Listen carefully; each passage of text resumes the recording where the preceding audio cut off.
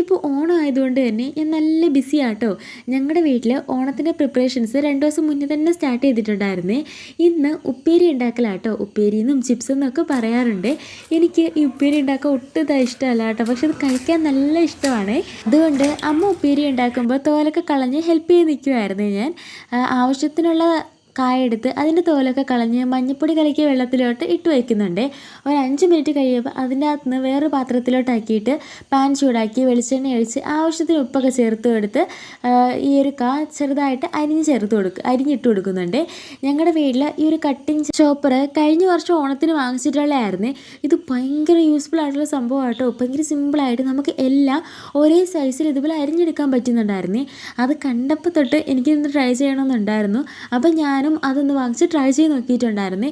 നമുക്ക് ഒട്ടും അറിയാത്തൊരാൾക്ക് വരെ ഭയങ്കര സിമ്പിളായിട്ടത് റെഡി ആക്കി എടുക്കാൻ പറ്റുന്നുണ്ടായിരുന്നു. ഇത് എല്ലാവർക്കും അറിയാവുന്നതായിരിക്കും, എന്നാൽ ഞാൻ ജസ്റ്റ് ഒന്ന് പറഞ്ഞേ ഉള്ളൂ കേട്ടോ. അപ്പോൾ ഇതുപോലത്തെ കുട്ടി കുട്ടി വീഡിയോ ഇഷ്ടമായാൽ എൻ്റെ ചാനൽ സബ്സ്ക്രൈബ് ചെയ്ത് സപ്പോർട്ട് ചെയ്യണേ. Okay, by.